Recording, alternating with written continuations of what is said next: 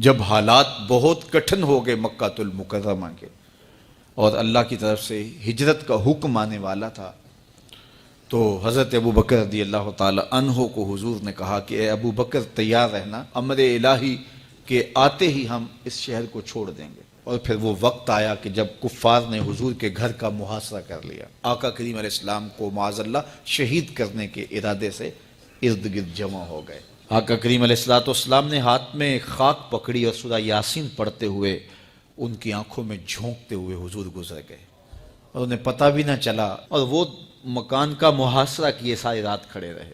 صبح بستر سے حضرت علی المرتضیٰ اٹھے، اللہ اکبر، تو آقا کریم علیہ السلام نکل گئے اور حضرت ابو بکر صدیق کے گھر تشریف لے گئے۔ اب دروازے کو دستک دینے لگے تو آواز آئی، حضور میں حاضر ہوں۔ حضرت ابو بکر صدیق تیار کھڑے تھے، تو کہا ابو بکر تم تیار ہو؟ کہا حضور آپ نے کہا نہیں تھا کہ تیار رہنا، کبھی ہجرت کا حکم آ سکتا ہے تو میں تو اس دن سے ہی تیار رہتا ہوں کہ کب حضور آئیں اور جو فرمائیں میں وہی کروں۔ اور پھر وہاں سے لے کے حضور کو وہاں تک گئے، اور جبل سور کی چوٹی پر وہ غار ہے، اللہ اکبر، اس غار میں جانے سے قبل حضور کو باہر بیٹھنے کا کہا، عرض کی حضور ذرا میں غار کے اندر کے ماحول کا جائزہ لے لوں۔ غار کے اندر اترے، پہلے اس کو صاف کیا غار کو، پھر دیکھا جگہ جگہ سوراخ تھے، تو اپنا امامہ پھاڑ کے قمیض اتار کے اس کے ٹکڑے کر کے ان سوراخوں میں کپڑا دے دیا۔ 2 سوراخ ایک روایت کے مطابق، اور ایک روایت کے مطابق 1 سوراخ بچ گیا، اس میں اپنی ایڑی رکھ دی، اور پھر آواز دی جان عالم اندر تشریف لائیے۔ تو آقا کریم علیہ السلام غار میں چلے گئے تو سیدنا صدیق اکبر رضی اللہ تعالی عنہ نے اپنی گود میں آپ کا سر رکھا اور حضور لیٹ گئے۔ اللہ اکبر، کیا منظر ہوگا! صدیق اکبر نے حضور کو دیکھا اور جی بھر کے دیکھا، اور ایسا دیکھا کہ کوئی اور شریک بھی نہیں تھا۔ یہ واقعہ حضرت سیدنا عمر سے روایت ہے، کتب صحاح میں ہے، اور حضرت عمر رضی اللہ تعالی عنہ یہ بات بیان کرتے ہوئے رو پڑے، اور آپ کہا کرتے تھے کہ ابو بکر یہ غار والی نیکی مجھے دے دیں اور میری ساری زندگی کی نیکیاں لے لیں۔ اللہ اکبر۔ تو حضور علیہ السلام حضرت ابو بکر صدیق کی آغوش میں ہیں۔ اب ہوا کیا کہ سانپ نے جب ہر راستہ مسدود پایا تو خیر وہ اس راستے پہ پہنچا جہاں انسانی گوشت نظر آیا، تو سانپ نے پھر ڈنگ لگایا۔ سانپ کا ڈنگ اچانک، تو انسان تو کپ کپا کے رہ جاتا ہے، اچانک تو چیونٹی کاٹ جائے تو انسان کپ کپا کے رہ جاتا ہے، چھپکلی گر جائے اچانک تو بندہ اپنے وجود کو جو ہے وہ متوازن نہیں رکھ پاتا، تو نیچے سے سانپ اور وہ ڈنگ لگا رہا ہے۔ لیکن لفظ سنیے، یہ حضرت عمر کی روایت ہے کہ حضرت سیدنا صدیق اکبر نے اپنی ٹانگ کو جنبش نہیں آنے دی، مخافت ان یتنبہ رسول اللہ، اس ڈر سے کہ کہیں حضور بیدار نہ ہو جائے۔ ساری توجہ ادھر رہی، بے اختیار آنکھوں سے آنسو ڈھلک پڑے، درد کی شدت اتنی تھی، اور آنسو گرے تو حضور کے رخسار پہ۔ آقا کریم بیدار ہو گئے۔ بیدار ہوتے ہی میرے حضور نے کہا، مالک یا ابا بکر، ابو بکر کیا ہوا؟ تو یہ ہوتی ہے ہنگامی صورتحال۔ ہنگامی صورتحال میں کسی کو پکاریں یا کسی کو کوئی جواب دیں تو مروجہ آداب کی رعایت کے ساتھ جو لفظ بولے جاتے ہیں وہ ترک کرنے پڑتے ہیں۔ اس مائک میں کرنٹ تھا تو میں قریب ہونے لگا، تو آپ نے مجھے متنبہ کرنا تھا، تو میرے ساتھ آپ بہت پیار کرتے ہیں، بہت محبت کرتے ہیں، تو آپ نے اگر مجھے یہ بتانا ہو کہ اس میں کرنٹ ہے اور اگر آپ نے منہ قریب کر لیا تو آپ کو نقصان پہنچ سکتا ہے، تو میرے نام کے ساتھ 20 القاب لیں گے؟ آپ نہیں لیں گے، آپ جلدی جلدی جو ہے وہ مجھے کہیں گے جناب یہاں کرنٹ ہے، تو میں یہیں سے رک جاؤں گا۔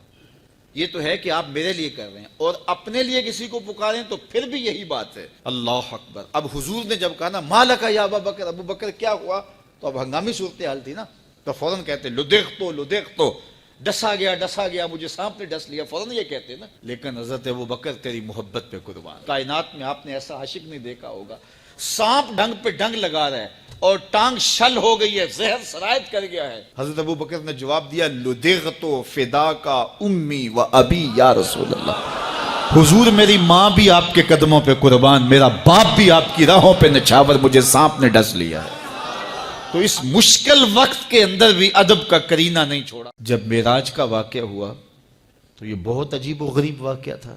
تو آقا کریم نے جب اعلان کیا کہ بتایا کہ اللہ نے یوں مجھے خلوتوں میں بلایا، تو قریش نے سمجھا کہ اس سے بڑھ کر اور موقع کیا ملے گا پراپیگنڈے کا۔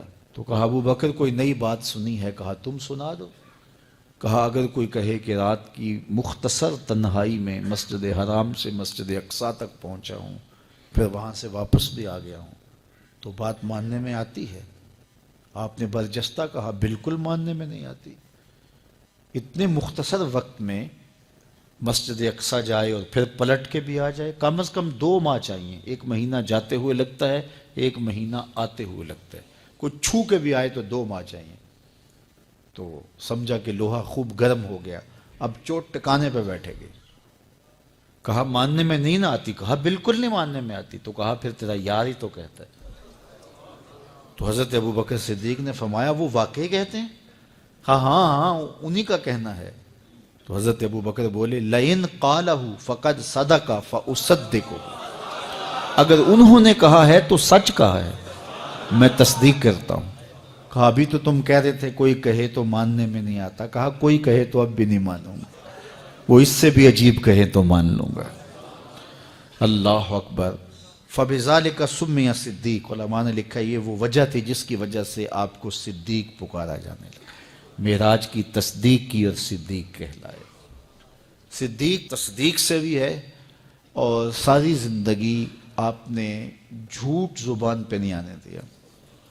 آپ کی طبع میں جو صداقت رچی بسی تھی، بلکہ ایک مشکل وقت آیا آپ پر، وہ جب حضور علیہ السلام کو اللہ کا حکم ہوا اور ہجرت کر کے حضور مکہ سے مدینہ کی طرف عازم سفر ہوئے، تو حضرت سیدنا صدیق اکبر رضی اللہ تعالیٰ عنہ ساتھ تھے۔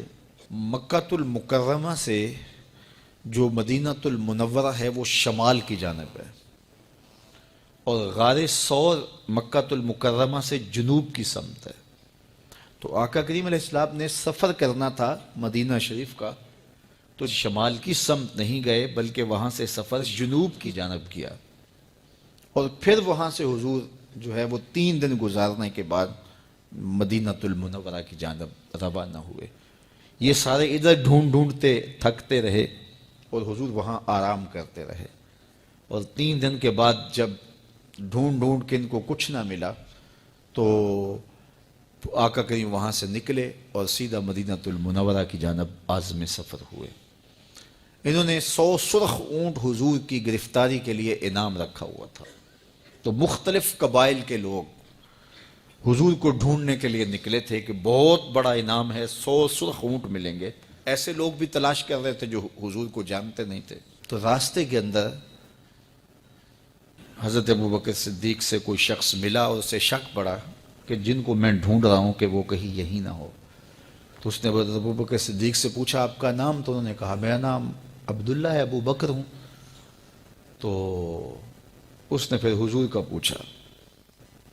اب حضور کو وہ ڈھونڈ رہے ہیں، آج امتحان آیا نا، صدیق اکبر کی صداقت کا امتحان آ گیا اور عشق کا امتحان آ گیا۔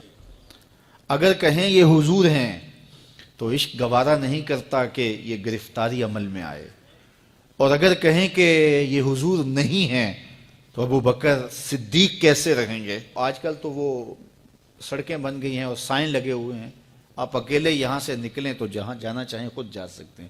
اس وقت تو پہاڑی راستے ہوتے تھے، یا تو لوگ قافلوں کے ساتھ چلتے تھے، اور اگر کسی کو ہنگامی طور پہ اکیلے جانا پڑتا تو وہ گائیڈ ساتھ لیتا جو راستے بتاتا۔ اس کو عربی میں ہادی کہتے ہیں، ہادی، رہنما، گائیڈ جو راستہ بتاتا۔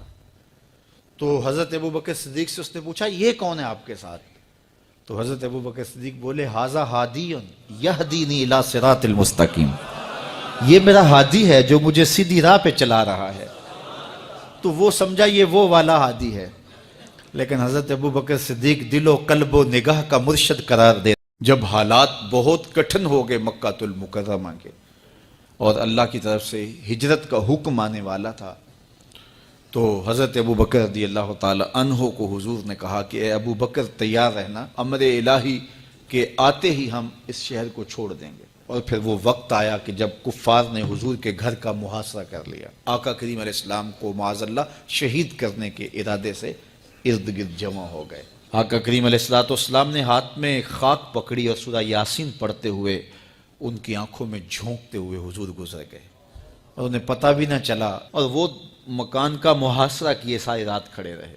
صبح بستر سے حضرت علی المرتضیٰ اٹھے، اللہ اکبر۔ تو آقا کریم علیہ السلام نکل گئے اور حضرت ابوبکر صدیق کے گھر تشریف لے گئے۔ اب دروازے کو دستک دینے لگے تو آواز آئی، حضور میں حاضر ہوں۔ حضرت ابوبکر صدیق تیار کھڑے تھے، تو کہا ابوبکر تم تیار ہو؟ کہا حضور آپ نے کہا